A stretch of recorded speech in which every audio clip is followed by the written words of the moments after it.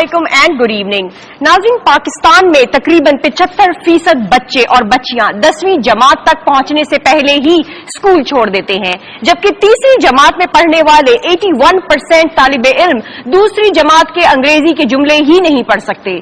सूबे सिंध और बलोचिस्तान में बिल तरतीब 60 से 78% तक 5 से 6 साल की उम्र के बच्चे और बच्चियां स्कूल ही नहीं जाते। तालीमी शोबे में पाकिस्तान का सिर्फ यही अलमिया नहीं है, बल्कि सिस्टम में भी अनगिनत गलतियां हैं, जिसके बायस हम एक मुहज़्ज़ब मुआशरे के तौर पर इस दुनिया में उभर ही नहीं पा रहे। एक बहुत बड़ा मसला हमारे यहाँ डबल स्टैंडर्ड एजुकेशन भी है, जिसमें दीनी मदरसे, गवर्नमेंट स्कूल्स, नाम नेहाद इंग्लिश मीडियम स्कूल्स और ओ लेवल्स जैसे एजुकेशन सिस्टम की डिवीजन है। इस डिवीजन ने न सिर्फ मुआशरे में बिगाड़ पैदा कर दिया है, बल्कि फिरका बंदी को भी जन्म दिया है। दुनिया भर में तालीम को सस्ता दिफा समझा जाता है, मगर पाकिस्तान में 66 ईयर्स में 24 तालीमी पॉलिसीज के बावजूद ऐसी कोई प्रोग्रेस नहीं हो सकी। आज हमारा मुल्क इस दौड़ में 132वें नंबर पर खड़ा नजर आ रहा है, और अफसोस की बात तो यह है कि हमारा मुल्क अपनी टोटल पैदावार का सिर्फ 2% हिस्सा तालीम पर खर्च करता है। हमारा मजहब हमें तलकीन करता है कि इल्म हासिल करो, चाहे तुम्हें चीन ही क्यों न जाना पड़े। हैरत तो यह है कि हमारे हुक्मरानों ने सिर्फ इसी हुक्म पर ही हमेशा अमल किया है, और इसी मकसद को पेश नजर रखकर जिसे भी आला तालीम चाहिए उसे चीन या मगरबी ममालिक या इंडिया भेज दिया जाता है। हमारे मुल्क में तालीम के शोबे में खराबी की जड़ जागीरदार और सियासतदान भी हैं, जिन्होंने अपने बच्चों को तो तालीम हासिल करने के लिए बैरून मुल्क भेज दिया, या पाकिस्तान में ही बड़े बड़े तालीमी इदारों में दाखिला दिलवा दिया, जहां ओ लेवल्स और ए लेवल्स की तालीम दी जा रही है, जबकि आम शहरी के बच्चे इन्हीं गवर्नमेंट के तालीमी इदारों में पुराना निसाब पढ़ने पर मजबूर हैं। जरूरत इस अम्र की भी है कि पाकिस्तान में यकसा निजाम तालीम इम्प्लीमेंट किया जाए, क्योंकि मौजूदा दौर में गरीब के बेटे के लिए निजाम तालीम और है, जबकि अमीर लोगों की औलादें मुल्क के बड़े बड़े निजी स्कूलों में इंटरनेशनल डिग्रियां हासिल करने की दौड़ में लगी हुई हैं। हम इन सारे एस्पेक्ट्स पर ही आज बात करना चाहेंगे कि हमारे मुल्क में पाकिस्तान में एजुकेशनल सिस्टम का प्रॉब्लम है क्या जो एजुकेशनल सिस्टम हमें इस वक्त नजर आ रहा है वो सही भी है, जो हमारे कायद और अल्लामा इकबाल ने हमें एजुकेशन के हवाले से बताया था, हम उस पर कहां तक अमल कर पाए हैं इन 66 सालों में। इन सारे सवालात के जवाबात के लिए आज की इस डिस्कशन के लिए मुझे ज्वाइन कर रहे हैं लाइव स्टूडियोज में जनाब जाहिद हामिद साहब। अस्सलाम वालेकुम जाहिद हामिद साहब, and thank you for joining me. Zahid Hamid साहब, जैसे कि आप जान गए होंगे कि आज इंतहाई इंपॉर्टेंट टॉपिक पर हम बात करना चाह रहे हैं एजुकेशन के हवाले से। इससे पहले कि हम अपनी डिस्कशन को स्टार्ट करें, हमने जो पाकिस्तान के हवाले से लिटरेसी रेशियो है उस पर एक रिपोर्ट पुट टुगेदर की है, ताकि हमारे व्यूअर्स भी अपडेट हो जाए, and then we will start our discussion. आईने पाकिस्तान के शिक 25A के मुताबिक रियासत 5 से 16 साल की उम्र के बच्चों को मुफ्त और लाजमी मयार तालीम फराहम करने की पाबंद है, लेकिन अक़वाम मुत्तहिदा के अदाद-ओ-शुमार के मुताबिक पाकिस्तान में तकरीबन 2.5 करोड़ बच्चे तालीम से महरूम हैं। दुनिया की 7वीं और मुस्लिम दुनिया की वाहिद एटमी कुव्वत होने के बावजूद पाकिस्तान दुनिया के तालीमी इंडेक्स में शामिल 120 ममालिक में 113वें नंबर पर है। पाकिस्तान की 7 यूनिवर्सिटीज दुनिया की 250 जामियात की फहरिस्त में शामिल हैं, लेकिन फिर भी पाकिस्तान में शरह ख्वानदगी 58.5% है। मर्दों ख्वानदगी की शरह 70.2, जबकि खवातीन में 46.3% है। दिल्ली इलाकों में ये शरह 50.2 और शहरी इलाकों में 73.7% रिकॉर्ड की गई। सूबों के लिहाज से देखा जाए तो पंजाब में ख्वानदगी की शरह 70%, सिंध में 69%, खैबर पख्तूनख्वा में 60% और बलोचिस्तान में 50% है। दुनिया भर में ख्वानदगी की शरह अगर देखी जाए तो यूरोपीय ममालिक सबसे आगे हैं। पाकिस्तान के मुकाबले में भारत में ख्वानदगी की शरह 74, जबकि चीन की शरह ख्वानदगी 93% है, जो पाकिस्तान से 1 साल बाद आजाद हुआ। पाकिस्तानी वजीर आजम नवाज शरीफ ने नौजवानों की बहबूद के लिए 6 नई स्कीमों का ऐलान किया है। मंसूबों के लिए 18 बिलियन रुपए मुख्तस किए गए हैं। इनमें बिलाशुल्क कर्ज, छोटे कारोबारी कर्ज, तालीम याफ्ता नौजवानों के लिए तरबियत, नौजवानों की हुनरमंदी, पसमानदा इलाकों के तलबा और तालिबात की फीस अदायगी और लैपटॉप्स की फराहमी के मंसूबे शामिल हैं। पाकिस्तान इस वक्त तालीम और सेहत पर मुल्क की मजमूई पैदावार का तकरीबन 3% खर्च करता है, जबकि सिर्फ तालीम पर यह शरह 4% तक होनी चाहिए। جی زاہد حامد صاحب، جیسا کہ آپ نے دیکھا ہماری رپورٹ کو، مجھے اس سے پہلے کہ ہم اپنی ڈسکشن سٹارٹ کریں، آئی وانٹ ٹو نو کہ ہمیں قائد اعظم محمد علی جناح کیا کہتے ہوئے نظر آئے ایجوکیشنل سسٹم کے حوالے سے، کس قسم کا ایجوکیشن سسٹم ہونا چاہیے تھا ان کے مطابق پاکستان میں آج؟ لیکن نیلم، آپ نے یہ جو ٹاپک لیا ہے، جو سبجیکٹ آج آپ نے چوز کیا ہے، اگر اس کا صحیح جواب ہم تلاش کر سکے تو آنے والی صدیوں میں پاکستان دنیا کی عظیم ترین طاقت بنے گا. اور ہمارا المیہ یہی رہا ہے کہ پچھلے 65 سال میں اس ایک سوال کا جواب ہم نہیں تلاش کر سکے کہ کس قسم کا نظام تعلیم ہمارے پاس ہونا چاہیے. انگریزی میں کہتے ہیں کہ if you want to train a child you have to train his grandfather فادر فرسٹ. اگر آپ کسی بچے کی تربیت دینا چاہتے ہیں تو پہلے اس کی دادا کی تربیت کریں، کیونکہ کئی نسلیں لگ جاتی ہیں قوم کی تیاری میں. قائد اعظم نے جو پیغام ہمیں 1947 میں یا اس سے پہلے دیا تھا، اگر اس پہ ہم اس وقت عمل کر لیتے تو آج دنیا کی عظیم ترین طاقت ہوتے. یہ بات قائد اعظم نے بالکل واضح کہی کہ ہماری قوم صدیوں تک غلام رہنے کی وجہ سے اس کے ذہن معاف ہو چکے ہیں.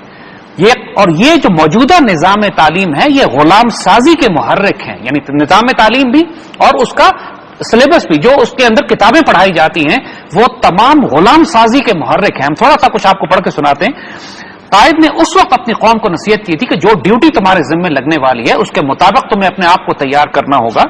یاد رکھیے ہم ایک ایسی ریاست کی تعمیر کر رہے ہیں جو پورے عالم اسلام کی تقدیر میں اپنا بھرپور کردار ادا کرنے جا رہی ہے. یعنی آپ کا رول لوکل نہیں ہے، آپ نے گلوبل پوری امت میں کردار ادا کرنا ہے، اور اس کے لیے جو نگاہ بلند، سخن دل نواز اور جاں پرسوز قیادت آپ نے آنے والی نسلوں میں پیدا کرنی ہے وہ اس نظام تعلیم سے نہیں پیدا ہوگی. فرماتے ہیں آپ جانتے ہیں کہ تعلیم اور صحیح طرز تعلیم کی اہمیت پر جتنا بھی زور دیا جائے وہ کم ہے.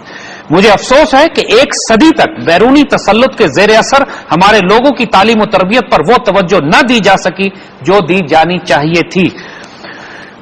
پھر فرماتے کہ تعلیم سے مراد صرف درسی تعلیم نہیں ہے، یعنی ٹیکسٹ بکس اور کتابیں پڑھ کر 5ویں 6ٹھی 8ویں 10ویں کلاسیں پوری کرنا نہیں، مگر اس کا بھی معیار انتہائی خراب ہے. یعنی وہ بذات خود ہمارے اسکولوں میں جو پڑھایا جاتا ہے وہ بذات خود اتنے گھٹیا معیار کا ہے. ہمارے لیے کرنے کا کام یہ ہے کہ ہم اپنی آئندہ نسلوں کی کردار سازی کے لیے، جنریشنز کی کردار سازی کے لیے اپنے لوگوں کو متحرک کرنا ہوگا. مستقبل کی معاشی بہبود کے لیے اپنے لوگوں کو سائنسی اور تکنیکی تعلیم سے آراستہ کرنے کی ضرورت ہے. مختصراً ہمیں اپنی آئندہ نسلوں کی کردار سازی کرنی ہوگی، کیریکٹر بلڈنگ، یعنی خودداری، قول و فعل کی یکتائی، دیانتداری اور قوم کی بلوث خدمت اور احساس ذمہ داری. یعنی بنیادی طور پر بات جو وہ یہ کر رہے ہیں کہ ہماری قوم غلام ہے، ہماری قوم کو احساس ہی نہیں ہوا کہ ہم آزاد ہو چکے ہیں. ہمارا رول، ہماری ڈیوٹی پوری عالم اسلام، پوری دنیا میں پھیلی ہوئی ہے. ہمیں اپنی قوم کو آزاد بھی کرنا ہے، ہم نے اس کو معاشی طور پر اکنامکلی اسٹیبل بھی کرنا ہے، لیکن سب سے بڑھ کر اس کی کردار سازی کرنی ہے کہ وہ باکردار، نرم دم گفتگو، گرم دم جستجو، رزم ہو یا بزم ہو، پاک دل، پاک باز. ہمیں ایک ایسی نسل پیدا کرنی ہے کہ جو آنے والی نسلوں کی قیادت کر سکے، ان کے لیے رہنمائی دے سکے. تو پھر زاہد حامد صاحب کیا ہم یہ کر پائے پچھلے 66 ایئرز میں؟ کیا ہم وہ نسل پیدا کر پائے؟ ہمارا المیہ ہی یہی ہے. ہم وہی بات آپ سے کر رہے ہیں کہ دیکھیے آپ کو قائد اعظم اور اقبال کا صرف آپ کلام اٹھا لیجئے، تعلیم کے معاملے پر جتنی بات اقبال نے اور قائد اعظم نے کہی ہے. بابا اقبال حکیم الامت تھے. آپ نے پوری امت کے بیمار، جتنے بیمار ہیں، ہمارے جو امراض ہیں اس امت کو، جو بیماریاں ہمیں لگی ہوئی ہیں، ان کی انہوں نے تشخیص کی. اسی لیے حکیم الامت کہا جاتا ہے آپ کو. اور ایجوکیشن ہمارا سب سے بڑا المیہ ہے. تعلیم کے حوالے سے جو بیڑا غرق اس قوم کا کیا گیا ہے، ہم بات کرتے ہیں جوڈیشل سسٹم کی کہ پاکستان میں 1860 کا نظام بنا ہوا ہے. آپ حیران ہوں گے یہ بات سن کر کہ پاکستان کا تعلیمی نظام 1830 کا بنا ہوا ہے. آپ کو یقین نہیں آئے گا. اور ہم ملینیم میں انٹر ہو چکے ہیں، اور ہم 1830 کے سسٹم آف ایجوکیشن کے ساتھ. 1830 میں آپ حیران ہوں گے کہ یہ ہم کیسے بات کر رہے ہیں کہ پاکستان کا ایجوکیشن سسٹم 1830 میں کیسے بنے گا. 1857 کی جنگ آزادی کے بعد انگریزوں نے پوری طرح ہندوستان پر قبضہ کیا تھا. لاہور ہائی کورٹ یا راولپنڈی ہائی کورٹ جو بنی ہوئی ہیں یہ ساری 1860 کی بنی ہوئی ہیں. 1857 کی وار آف انڈیپینڈنس کے بعد جب انہوں نے پوری طرح قبضہ کر لیا. لیکن ایجوکیشن سسٹم پر کام برٹش ایسٹ انڈیا کمپنی نے اور برٹش گورنمنٹ نے 1830 میں کام شروع کر دیا تھا. لارڈ میکولے کے نام سے ان کا ایک ریپرزینٹیٹو تھا برٹش گورنمنٹ کا کہ جو انڈیا میں آیا، اور اس نے پالیسی ڈیفائن کی تھی کہ آئندہ آنے والے نسلوں کے لیے ہم ایجوکیشن پالیسی انڈیا میں کیا بنائیں گے. اور اس نے یہ کہا کلیئرلی کہ ہمیں ایک ایسی قوم تیار کرنی ہے کہ جو ہم حکمرانوں یعنی انگریزوں اور غلاموں یعنی جس انڈینز کے پہ ہم حکومت کر رہے ہیں ان کے درمیان ہم نے ایک بفر اسٹیٹ بنا، بفر ایک قوم تیار کرنی ہے جو اصل دیکھنے میں آپ کو وہ آپ کو کالے نظر آئیں گے، دیکھنے میں ہندوستانی نظر آئیں گے، دیکھنے میں ہندو اور مسلمان نظر آئیں گے، حقیقت میں اندر سے ان کی سوچ، ان کی ذہن، ان کی فکر انگریز ہوگی، اور وہ غلاموں پر حکومت کرنے کے لیے ہماری مدد کریں گے. اور اس نظام تعلیم کو جی قطع کلامی معذرت حامد صاحب، تو پھر آج جو ہمیں یہ ایجوکیشن سسٹم نظر آ رہے ہیں، جہاں پہ ہمیں ایک طرف تو گورنمنٹ اسکولس کی ایجوکیشن، ان کا جو کریکولم ہے وہ نظر آ رہا ہے، دوسری طرف ہمیں پرائیویٹ جو اسکول سسٹم نظر آ رہے ہیں، اے لیولز او لیولز نظر آ رہے ہیں، پھر مدرسہ اسکولس بھی نظر آ رہے ہیں، تو کیا یہ پورا سسٹم مل کر ہمیں سلیوز اور ماسٹرز بناتے ہوئے نظر آ رہے ہیں؟ جی ایسے ہی ہوا تھا. دیکھیے بنیادی طور پر آپ نوٹ کریں گے کہ 1857 کی وار آف انڈیپینڈنس کے بعد جب انگریزوں نے اپنا پورا جوڈیشل اکنامک پولیٹیکل سسٹم یہاں پہ نافذ کیا تو لاہور میں آپ کے ایچ ایس این کالجز بنائے گئے. ایچ ایس این کالجز جو اس زمانے میں تھے وہ لاہور کے جو فیوڈلز تھے، پنجاب کے جو فیوڈلز تھے، لارڈز تھے، وڈیرے تھے، جو تمام انگریزوں کے ٹوڈیز اور ٹاؤٹس تھے کہ جن کی مدد سے انگریزوں نے ہندوستان پر قبضہ کیا تھا. H S N college, Lawrence college, Ghora Gali, burn hall, اس طرح کے سارے انسٹیٹیوٹس اس وقت بنائے گئے تھے انگریزوں نے اپنے بچوں کے لیے یا اپنے ان غلاموں کے لیے کہ جو ان کے ساتھ وفادار تھے. باقی پورے ہندوستان کے اندر تعلیمی نظام کا سب سے پہلا کام جو انگریزوں نے کیا، یاد رکھیے گا اس سے پہلے بھی کہ انہوں نے ایجوکیشن سسٹم بنایا، پہلا کام انگریزوں نے یہ کیا کہ انہوں نے زبان تبدیل کر دی ایجوکیشن سسٹم کی. اس سے پہلے پورے انڈیا کے اندر 1000 سال سے جو ایجوکیشن سسٹم تھا وہ فارسی یا عربی میں پڑھایا جاتا تھا، یا ہندو پڑھتے تھے سنسکرت میں. تو پھر آپ کے مطابق کیا زبان ہونی چاہیے ہمارے موجودہ سسٹم میں؟ ہم اس پہ آ رہے ہیں آپ کو. تو انگریزوں نے کیا کیا کہ بڑے بڑے مسلمان جو عالم فاضل، ملا فاضل مسلمانوں کی ڈگریز ہوا کرتی تھی، 12 سال 14 سال 16 سال پڑھ کے نکلتے تھے، اس کو انہوں نے ایک ہی رات میں کہہ دیا کہ سارے ہندوستانی جاہل ہیں، ان کو ایجوکیٹڈ پڑھا لکھا تصور نہیں کیا جائے گا جب تک یہ انگریزی نہ پڑھیں. اب سوال یہ تھا، اور اس وجہ سے سر سید نے پھر وہ انگریزی بولنے سر سید کالج بنایا، سر سید اسکول بنایا، کالج بنا کے جا کے علی گڑھ یونیورسٹی بنی، وہ انگریزی کی تعلیم بھی دینی شروع کی. مگر اس پر علامہ اقبال نے بڑا سخت کرٹیک کیا تھا. یہاں پہ ہمیں رک کے تھوڑی دیر علامہ اقبال سے پوچھنا پڑے گا کہ جو انگریزی اس وقت سکھائی جا رہی تھی، جو انگریزی کا ایجوکیشن سسٹم لایا جا رہا تھا، وہ صرف زبان نہیں تھی. یہ بات اب دنیا کے سارے سوشولوجسٹ اکنالج مانتے ہیں کہ آپ جب کوئی دوسرے ملک کی زبان پڑھتے ہیں تو آپ صرف زبان نہیں پڑھتے، آپ اس کی تہذیب، اس کے اخلاقیات، اس کی مورالٹی، اس کی قدریں، اس کا دین، اس کا مذہب، سب کچھ اس کے ساتھ آتا ہے. اور یہ بات اقبال نے پھر بڑے دکھ سے، بڑی تکلیف سے اقبال نے جو ڈائگنوز کیا، کیونکہ اقبال کے دور میں بھی یہی تعلیمی نظام تھا. تو اقبال نے جس طرح بتایا ہے، ایک نظر ہم آپ کو وہ سناتے ہیں تاکہ معلوم ہو. اقبال کہتے ہیں، خوش تو ہیں ہم بھی جوانوں کی ترقی سے، مگر لب خنداں سے نکل جاتی ہے فریاد بھی ساتھ. ہم تو خوش ہیں کہ نوجوان ہمارے ایجوکیشن حاصل کر رہے ہیں، کالج میں چلے گا، یونیورسٹیز کھل گئی ہیں، بڑی اچھی بات ہے. ہم سمجھتے تھے کہ لائے گی فراغت تعلیم، ہم سمجھتے تھے کہ تعلیم آئے گی، بڑے انلائٹنڈ ایجوکیٹ ہو جائیں گے ہمارے بچے. کیا خبر تھی کہ چلا آئے گا الہاد بھی ساتھ. ہمیں کیا پتا تھا کہ یہ بچے سیکولر ہو جائیں گے، لادین ہو جائیں گے، قرآن و سنت کو چیلنج کرنے لگیں گے، مسلمان ہونے پر شرمسار ہونے لگیں گے. ان کو ہر بات اچھی لگے گی جو مغرب سے آئی ہے، لیکن خود مسلمان ہونا، ایون ہندوستانی ہونا، پاکستانی ہونے پہ ان کو شرم آئے گی. اقبال کہتے ہیں لڑکیاں پڑھ رہی ہیں انگریزی، یہاں یہ آپ کی انگریزی والی بات کا جواب ہے. ٹھیک بات لڑکیوں کی انہوں نے کہی ہے، لیکن یہ صرف ایک طنز ہے، بچے بچیاں سب لڑکیاں پڑھ رہی ہیں انگریزی. ڈھونڈ لی قوم نے فلاح کی راہ، قوم نے ڈھونڈ لیا کہ اب تو ہم ترقی کر جائیں گے کہ ہم سارے بچے انگریزی بولتے ہیں منہ ٹیڑھا کر کے. ہمارے روش مغربی ہے مد نظر، یہ سب کے سب فوکس ان کا یہ ہے کہ ہمیں مغرب جیسا ہو جانا چاہیے، جس طرح ویسٹ نے ترقی کی ہے ویسی ترقی ہم کریں. وضع مشرق کو جانتے ہیں گناہ، اپنی جو ویلیوز ہیں اورینٹل کی، اسلام کی، ہمارے جو اخلاق اور کردار اور ویلیوز ہیں، بزرگوں کا ادب ہے بڑوں کا، اس کو گناہ سمجھنے لگے ہیں اس انگریزی کو پڑھ کر. یہ ڈرامہ دکھائے گا کیا سین، پردہ اٹھنے کی منتظر ہے نگاہ. اب ہوگا کیا اس کے بعد؟ آنے والی نسلیں جو ہم خراب کر رہے ہیں، پوری جنریشن کو ہم کرپٹ کر رہے ہیں. دیکھیے انگریزی زبان سیکھنے کا مطلب یہ نہیں ہے. پھر زاہد حامد صاحب جو کوشچن یہاں پہ ریز ہوتا ہے مائنڈ میں کہ چلیں انگلش لینگویج، آپ کہہ رہے ہیں کہ انگلش لینگویج نہیں ہونی چاہیے. نہیں، ہم یہ نہیں کہہ رہے. کیا آپ کی کیا ویژن ہے کہ پاکستان کے ایجوکیشن سسٹم میں اردو ہونی چاہیے، آل 100% انگلش ایکسکلوڈ کر دی جائے؟ دیکھیے پہلے تو یہ کیسے اس کو بیلنس لے کے چلیں؟ پہلے تو یہ بات سمجھنے کی کوشش کیجئے کہ جیسے بات ہم نے کہی کہ ہمارے فاؤنڈنگ فادرز کا ویژن پاکستان کے لیے کیا تھا. ہمارے فاؤنڈنگ فادرز کا جو ویژن پاکستان کا تھا وہ یہ نیل کے ساحل سے لے کر تابہ خاک کے کاشغر ہم ایک اسلامک بلاک بنائیں گے جس کی قیادت پاکستان کرے گا. قائد اعظم نے یہی بات فرمائی جو میں ان کو آپ کو یہاں پہ کوٹ کر کے کہتا ہوں کہ قائد اعظم کہتے ہیں کہ یاد رکھیے کہ ہم ایسی ریاست کی تعمیر کر رہے ہیں جو پورے عالم اسلام کی تقدیر میں اپنا کردار ادا کرے گی، لہٰذا ایک وسیع سوچ کو اپنانا ہوگا اور ایسا طرز فکر جو صوبائیت کی سرحدوں، محدود قومیت اور نسلی تعصب سے بالا تر ہو. ہمیں حب الوطنی کا وہ جذبہ پیدا کرنا ہوگا جو ہمیں ایک متحد اور مضبوط قوم کے طور پر متحد کرے. صرف یہی وہ راستہ ہے کہ جس سے ہم اپنا مقصد حاصل کر سکتے ہیں جس کے لیے لاکھوں مسلمانوں نے قربانیاں دی تھی. پہلے تو آبجیکٹو ڈیفائن کریں. آبجیکٹو دیکھیے، انگریزوں کی بات ہم آپ کو بتائیں، انگریز ایک چھوٹا سا جزیرہ ہے, لیکن کیا وجہ تھی کہ پوری دنیا پر ان کی حکومت اس طرح کی تھی کہ ان کے اوپر سورج نہیں ڈوبتا تھا. وہ ایک آدمی بھیجتے تھے ایک علاقے میں اور پورا علاقے پر قبضہ کر لیتے تھے. ایک لارنس آف عربیہ انہوں نے بھیجا جس نے ترکوں کے خلاف پورے حجاز اور عربیہ میں ایسی بغاوت کروائی کہ پورے خلافت عثمانیہ ہی ٹوٹ گئی ایک آدمی کی وجہ سے. انہوں نے ایک لارڈ کلائیو بھیجا بنگال میں جس نے ایسی سازش بنائی کہ نواب سراج الدولہ بھی شکست ہوئی, پورا بنگال انڈیا کے ہاتھ میں چلا گیا. یہ کرتے کیا تھے؟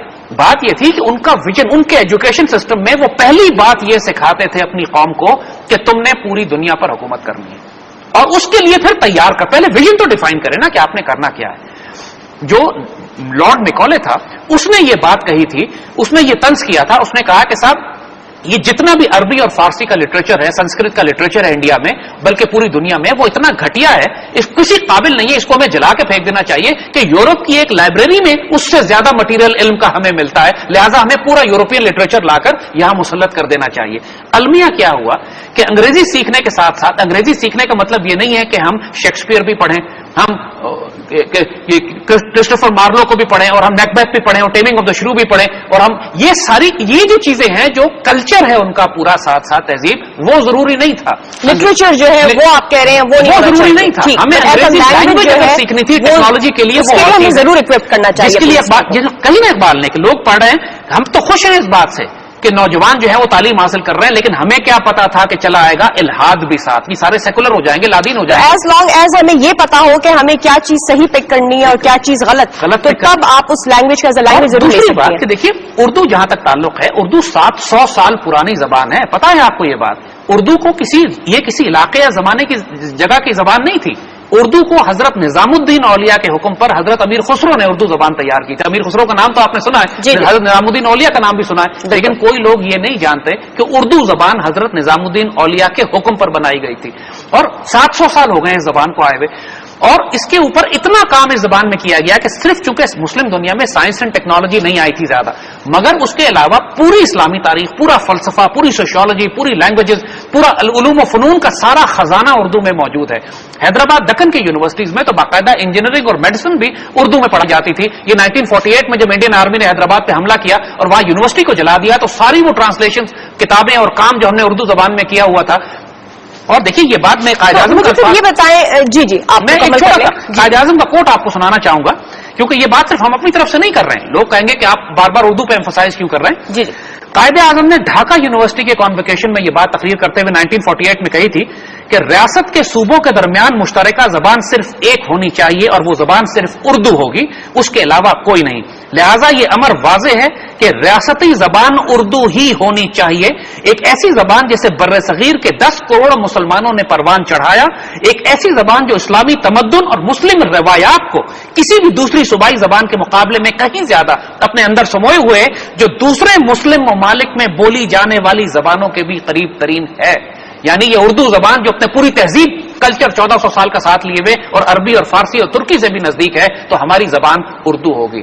آغاز یہاں غلط ہو گیا. ٹھیک, تو یہ اگر ہم یہ ڈائریکشن صحیح کریں کہ اسٹیٹ لینگویج جو ہے وہ اردو ہونی چاہیے. لیکن مجھے بتائیں کہ پاکستان کے جو ریاستی ادارے ہیں, پاکستان کی جو منسٹریز ہیں, وزارتیں ہیں, ان کو آپس میں اردو میں بات کرنے میں کون سی پرابلم ہے؟ ہمارے وزیر, ہمارے منسٹر تو جو عہد لیتے ہیں پارلیمنٹ میں, وہ بھی انگریزی میں, جو تقریر کرتے ہیں وہ انگریزی میں کرتے ہیں. کس کو سنا رہے ہیں؟ اس قوم میں کتنے لوگ ہیں جو انگریزی جانتے ہیں؟ ٹھیک, میں یہیں سے اپنی ڈسکشن کو کنٹینیو کروں گی. زیادہ حامد صاحب یہاں پہ وقت تو ایک شارٹ بریک کا. ناظرین ہم بریک سے واپس آنے کے بعد یہ بھی معلوم کرنا چاہیں گے کہ آج ہمیں جو پاکستان کی سچویشن نظر آ رہی ہے, ایجوکیشنل کرائسس نظر آ رہا ہے, کیا ہمیں ایجوکیشنل ایمرجنسی ڈکلیئر کر دینی چاہیے؟ جو ہمیں اس وقت ہمارے ملک کے 1.5 کروڑ بچے اسکول نہ جاتے ہوئے نظر آ رہے ہیں, اس میں آنے والی نسلوں میں یہ بچے کیا کردار ادا کریں گے, کیسے کریں گے, یہ سب ہم سب کے لیے ایک بہت بڑا کوشچن مارک ہے. Stay with us, we'll be right back after short break.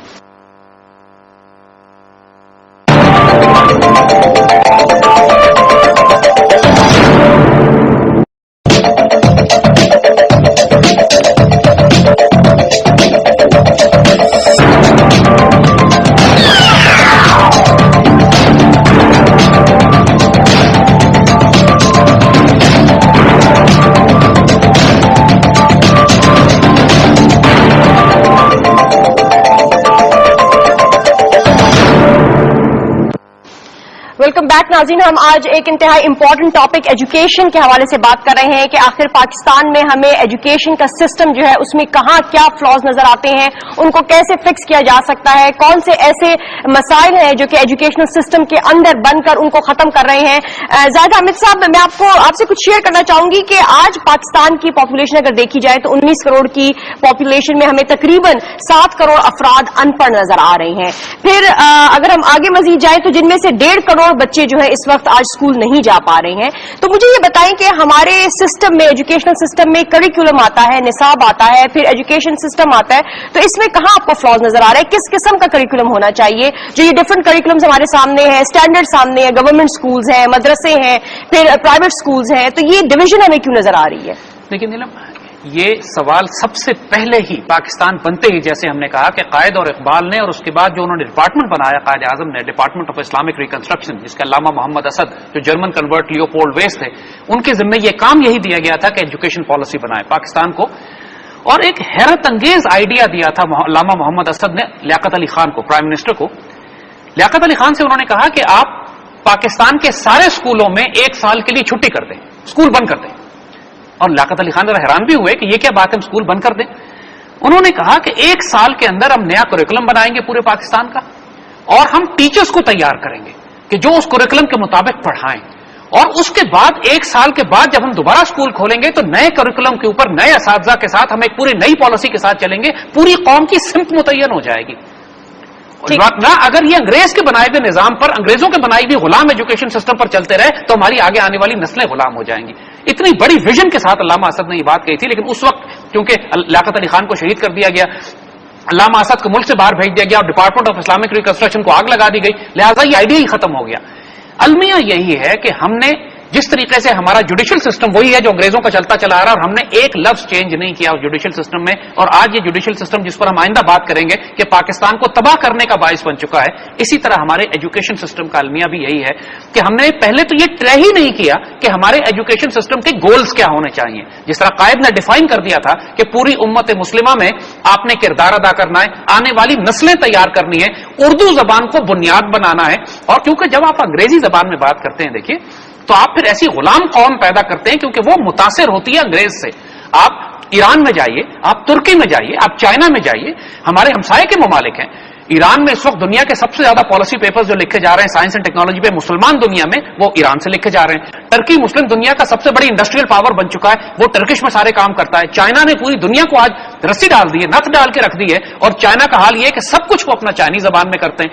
اور صرف ہم ایک واحد دنیا کی قوم ہے کہ جو ابھی تک زبان پہ کنفیوزڈ ہے. ہمارے بچوں کو نہ اردو آتی ہے نہ انگریزی آتی ہے. اس سے بڑا المیہ ہم کیا بتائیں کہ پہلے ہمارے بزرگ عربی اور فارسی اور اردو جانتے تھے, اب ہمارے بچے اردو بھی نہیں جانتے. یعنی جس کو آپ اردو کہتے ہیں یا تو وہ رومن اردو لکھی جاتی ہے یا انگریزی کے الفاظ ہوتے ہیں paint and hardware store, یعنی جس میں کوئی بھی اردو نہیں ہے, جو اس میں کچھ بھی اردو نہیں ہے. حتیٰ کہ اردو بنانے کا جو ادارہ حکومت پاکستان کا ہے اس کا نام ہے اردو ڈکشنری بورڈ, ان للہ و انا الیہ راجعون. یعنی وہ خود بھی اپنے ترجمہ نہیں جو ہے وہ وینش ہوتی جا رہی, ختم ہوتی جا رہی. اس سے بڑا ظلم ہم اپنی پاکستان مسلمان نسل کے ساتھ, قوم کے ساتھ نہیں کر سکتے کہ ہم اردو کو ضائع کریں.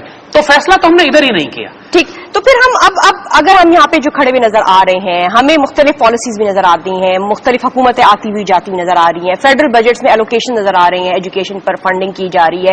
ہر پروونشل بجٹ کو آپ دیکھ لیں تو اس میں ایجوکیشن کے لیے ڈیڈیکیٹ کیا جا رہا ہے. جو اب ہمیں نواز شریف حکومت نظر آتی ہے, آپ نے دیکھا ہوگا انہوں نے اپنے سیکنڈ خطاب میں جو ہے دوسرے خطاب میں 6 اسکیمز لے کر آئے ہیں, وہ نوجوانوں کے لیے, یوتھ کے لیے لے کر آئے ہیں. اس میں انہوں نے کافی انسینٹیوز دیے ہوئے ہیں, انہیں لیپ ٹاپ اسکیم دی ہے. تو پھر مجھے یہ بتائیں کہ یہ جو ساری کاوشیں ہو رہی ہیں یہ کیا بے معنی ہے؟ بالکل بے معنی ہے. دیکھیے ہم آپ کو ان کو پھر میننگ فل کیسے بنایا جائے؟ دیکھیے عرض کریں نا آپ کو کہ مانے تو ان کو اس وقت ملے گا کہ جب پہلے آپ نظریاتی سمت طے کریں گے کہ آپ ان کو بنانا کیا چاہتے ہیں. غلاموں کو لیپ ٹاپ دینے سے وہ غلام ہی رہیں گے, بڑا اچھی وہ نیٹ سرفنگ کر لیں گے, لیکن ان میں وہ نگاہ بلند سخن دل نواز نہیں پیدا ہوں گے, وہ آزاد قوم نہیں بنیں گے. اسی طرح المیہ یہی ہے کہ آپ کا نوجوان جو نکل رہا ہے وہ بالکل منتشر ہے. میں اقبال کا یہاں پہ آپ کو شعر سناتا ہوں. اقبال نے جو اس وقت کہا, انہوں نے کہا مدرسہ عقل کو آزاد تو کرتا ہے مگر, آپ بچوں کو یونیورسٹیز کالجز بھیجتے ہیں, یوروپ امریکہ میں جاتے ہیں, عقل تو آزاد ہوتی ہے, ان کی طرح گھومتے پھرتے سوچتے ہیں, بات انگریزی بڑی اچھی کر لیتے ہیں, چھوڑ جاتا ہے خیالات کو بے ربط و نظام. ان کے خیالات منتشر ہو جاتے ہیں، کنفیوز ہو جاتے ہیں. آج پاکستانی نوجوان نسل سب سے زیادہ کنفیوز نسل ہے. ہمارے بڑے فوکس تھے، ان کو پتا تھا پاکستان کیوں بنایا. ہمارے بچے بالکل کنفیوزڈ ہیں، انہیں کچھ پتہ ہی نہیں ہے کہ وہ ہیں کون. وہ پاکستانی ہیں، وہ مسلمان ہیں، وہ انگریز ہیں، وہ کہنے کو پاکستانی ہے لیکن اردو نہیں بول سکتے. آپ 100 بچوں کو بٹھا کے یونیورسٹی اور کالجز میں کہیں اپنا نام لکھو، 100% لوگ انگریزی میں نام لکھیں گے، اردو میں نام نہیں لکھیں گے اپنا، کیونکہ اردو زبان سے ان کا کوئی روحانی تعلق نہیں ہے. تو پھر اس ڈائریکشن کو ٹھیک کیسے کیا جائے؟ بالکل ریورس کریں، جس طرح قائد اور اقبال نے کہی ہے. علامہ اقبال کو اٹھائیے.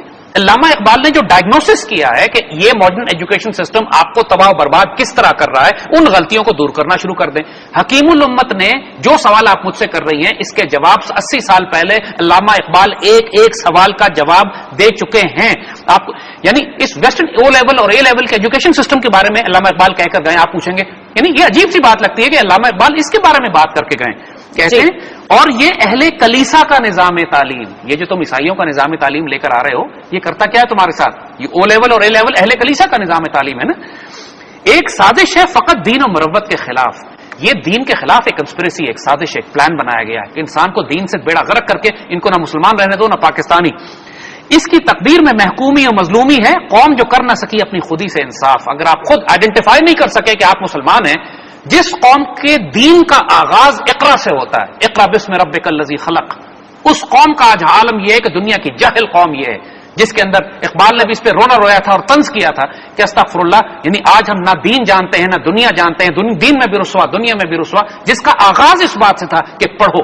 حضور نے جنگ بدر کے قیدیوں کو چھوڑ اس لیے دیا تھا، چھڑوایا اس بات پہ تھا کہ مسلمان بچوں کو پڑھنا لکھنا سکھا دو. یہ ہماری میراث تھی جو ہمارے پوری دنیا کو سائنس اینڈ ٹیکنالوجی، آج جو سائنس اور ٹیکنالوجی دنیا میں ہے وہ مسلمان سائنسدانوں کی دی ہوئی ہے، ہمارے بزرگوں نے جو کیا تھا. تو پھر آج جیسا آپ دیکھ رہے ہیں زیادہ حامد صاحب کہ ہم ٹوٹل 120 ممالک میں جو ہے ہم 113ویں نمبر پر کھڑے ہوئے نظر آ رہے ہیں. ہماری جو جنریشنز ہیں ان کو ہم کیسے تیار کر سکتے ہیں کہ وہ انٹرنیشنل لیول پہ جا کے کمپیٹ کر سکیں؟ دیکھیے کیا ہے، میں نے عرض کیا آپ کو کہ ہمارے بچوں کو جو سارا ایجوکیشن سسٹم ہے اس کی ریزن، جو وجہ بتائی جاتی ہے بچوں کو تعلیم حاصل کرنے کی کہ تمہیں اچھی نوکری ملے گی. آپ نے ویژن کیا دے دیا؟ آپ نے ویژن اس کو یہ نہیں دیا کہ تم نے جا کے ملک و قوم کی خدمت کرنی ہے، تم نے دنیا میں قیادت کرنی ہے، تم نے نیل کے ساحل سے تابہ خا کے کاشغر، تم نے جا کے مسلمانوں کو اکٹھا کر کے ایک لیڈرشپ رول لینا ہے، تم کو نوکری اچھی ملے گی. یعنی ہم آپ کو اقبال کہتے ہیں عصر حاضر ملک الموت ہے تیرا. جو آج کا دور ہے، جو زمانہ ہے، یہ تو تمہارے لیے موت کا فرشتہ ہے کہ جس نے قبض کی روح تیری دے کر تجھے فکر معاش، اس نے تم کو تمہاری روح قبض کر لی، تمہیں مار دیا ایکچولی صرف تم کو فکر معاش دے کر. تمہیں کھاؤں گا کیسے، اچھی جاب کہاں ملے گی، ملٹی نیشنل میں کروں کہ امریکہ جا کے کروں، یہاں کام کروں. یہاں پر رک کے ہم آپ کو تھوڑا سا ایک واقعہ سنانا چاہیں گے اور یہ سچا واقعہ ہے. ہمارے ایک بزرگ دوست تھے پشاور میں، بہت عالم فاضل، بڑے علم والے، بڑے ماشاءاللہ کئی زبانیں جاننے والے، بڑی مسلمانوں کی تاریخ، فلسفہ، دین، حدیث، تفسیر اور سارے معاملات اسلامی تاریخ کے سمجھنے والے. ایک دن ہمارے ایک اور بزرگ دوست ان کے پاس گئے تو دیکھا وہ دوست بڑے بزرگ اداس بیٹھے ہیں، بالکل رونے والے ہوئے. پوچھا ان سے کیا ہو گیا، کیا معاملہ، روتے کیوں ہیں؟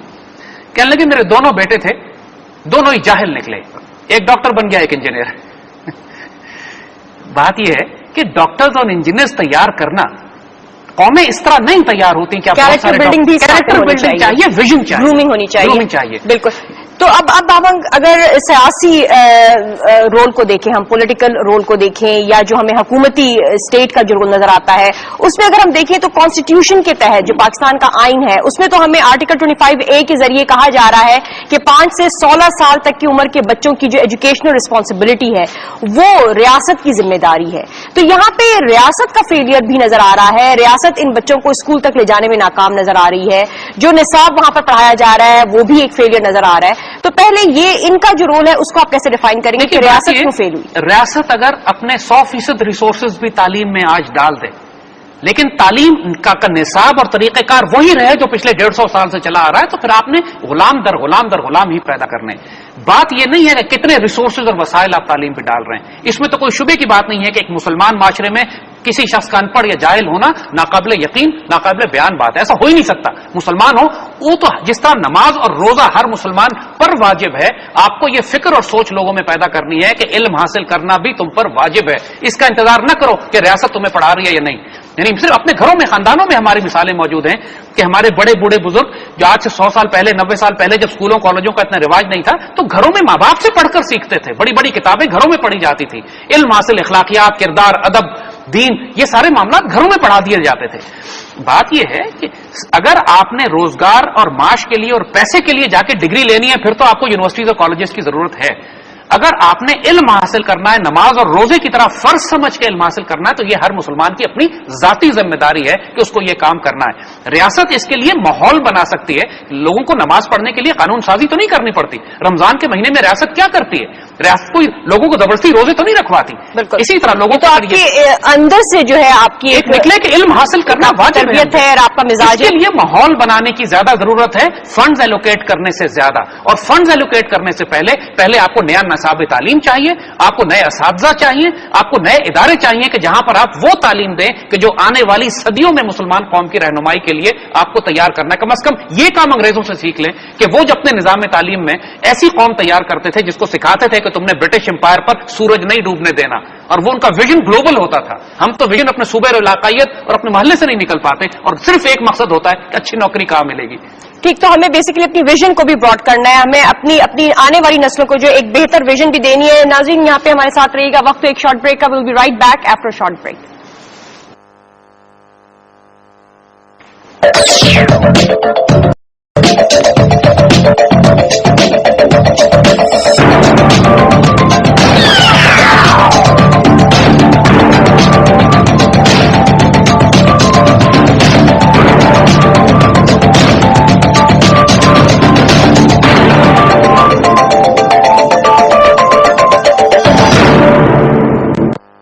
Welcome back. ناظرین ہم بات کر رہے ہیں پاکستان میں موجود ایجوکیشنل سسٹم کے حوالے سے. پاکستان میں جو ہمیں ایجوکیشنل کرائسس نظر آ رہے ہیں، کیا پاکستان میں ایجوکیشنل ایمرجنسی جو ہے وہ نافذ کر دینی چاہیے؟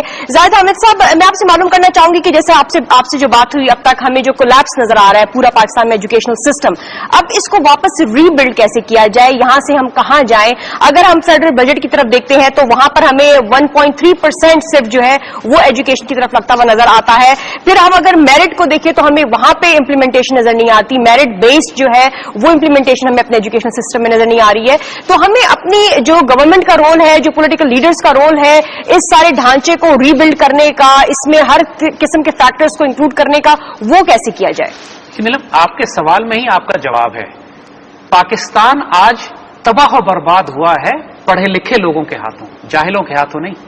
جو لوگ ہماری جوڈیشری چلا رہے ہیں، جو لوگ ہماری گورنمنٹ چلا رہے ہیں، جو ہمارے پارلیمنٹ میں ہیں، جو ہمارے پولیٹیشنز ہیں، جو ہمارے بیوروکریٹس ہیں، جو ہمارے نظام تعلیم کو چلانے والے لوگ ہیں، یہ اعلیٰ ترین تعلیم یافتہ لوگ ہیں. اب یہ تو نہیں کہہ سکتے کہ یہ جاہل لوگ ہیں، پڑھے لکھے لوگ ہیں. بہت سے لوگ اس میں باہر سے ڈگریاں لے کر آئے ہیں، لیکن معاملہ یہ ہے، کیا یہی لوگ قوم کو معذور رکھنا چاہ رہے ہیں تعلیم کے معاملے میں؟ معاملہ یہی ہے کہ دونوں باتیں. ایک تو یہ کہ ان کی ظاہری تعلیم نے ان کو انسان نہیں بنایا، ان کو حرام اور حلال کی تمیز نہیں سکھا سکے کہ یہ حرام ہے اور یہ حلال. جو کرپشن ملک میں ہے، جو خیانت ملک میں ہے، اگر وہ خیانت آپ روک سکتے، اگر وہ خیانت روک کے قوم کو آپ یہ سکھا سکتے کہ جو پیسے حرام کیا ہے اور حلال کیا ہے، آپ جب یہی نہیں سکھا سکے تو باقی تعلیم کا، انجینئر اور ڈاکٹر ہونے کا اور پولیٹیشین ہونے کا، پارلیمنٹ کے ممبر ہونے کا، جوڈیشری کا جج ہونے کا کیا فائدہ آپ کو؟ کہ جب یہاں پر اس لیول پر کرپشن ہو ملک میں کہ ملک کے وزراء اور ملک کے تعلیم یافتہ پڑھے لکھے لوگ ملک کو بیچ کے کھا جائیں.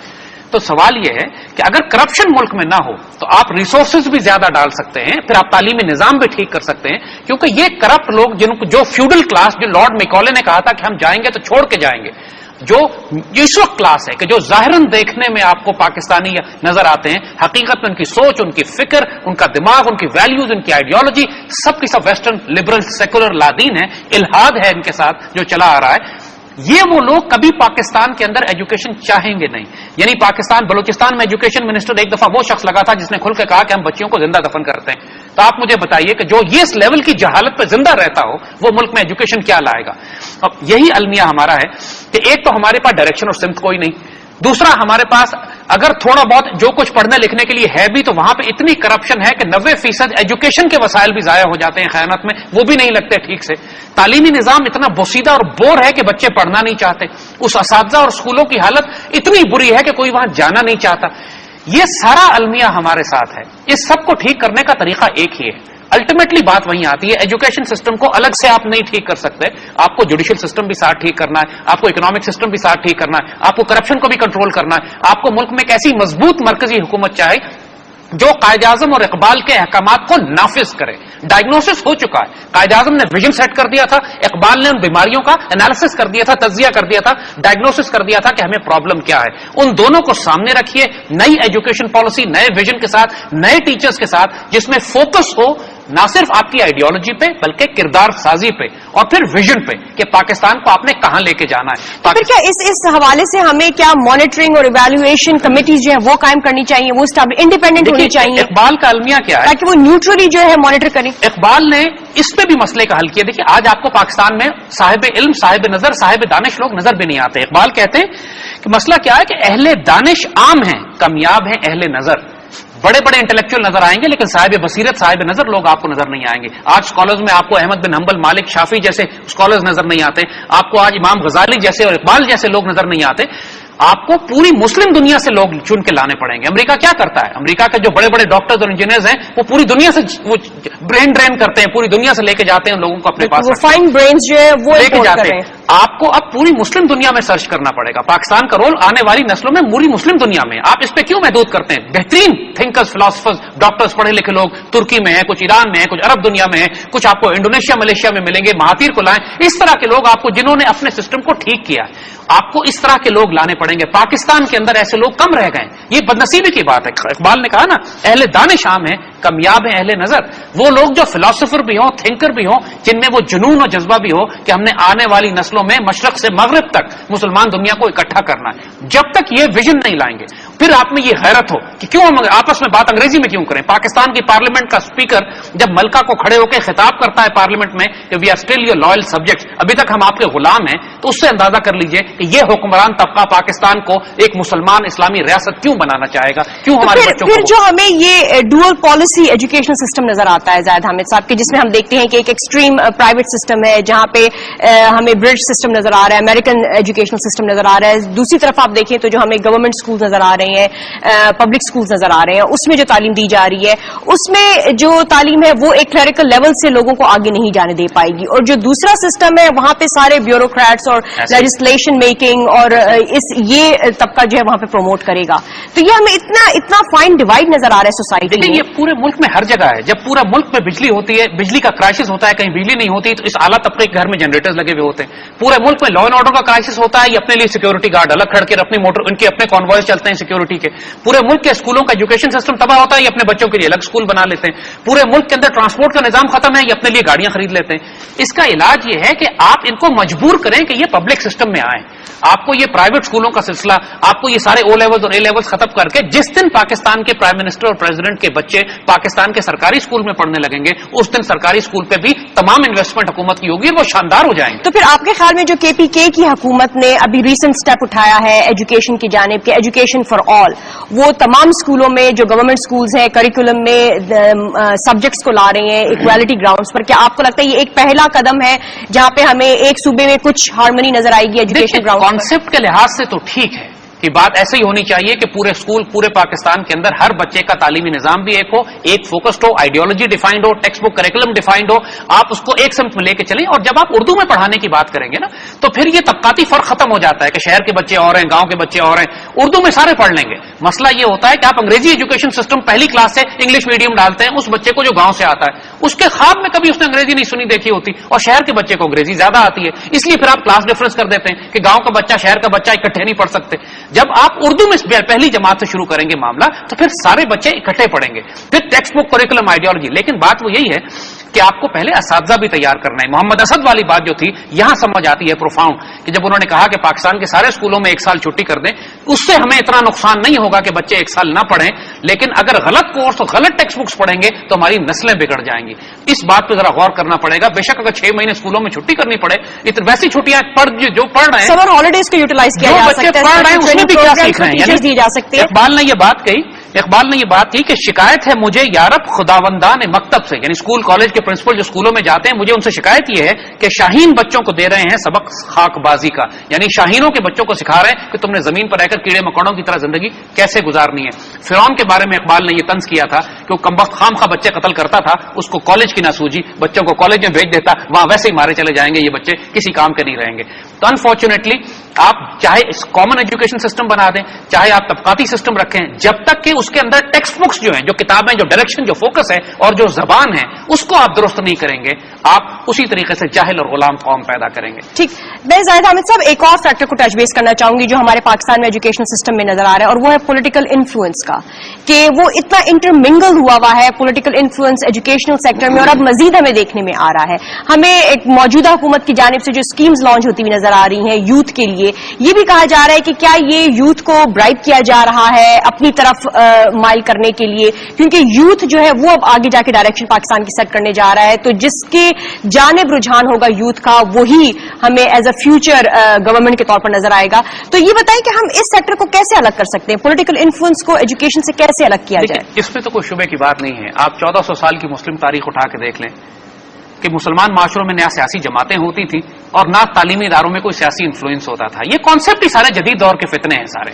جب مسلمان معاشرے میں پولیٹیکل پارٹیز کی کوئی گنجائش نہیں ہے, اور وہ پولیٹیکل پارٹی جو قومیت پہ, لسانیت پہ, فرقہ واریت پہ تقسیم ہے, اور جو اسٹوڈنٹ ونگ بناتی ہیں اور نوجوانی کے طبقے سے یونیورسٹی کالجز میں ہی آپ نوجوانوں کو تقسیم کر دیتے ہیں صوبائیت پہ, قومیت پہ, لسانیت پہ, فرقہ واریت پہ, پھر آگے جا کے وہ فتنے تو اٹھیں گے.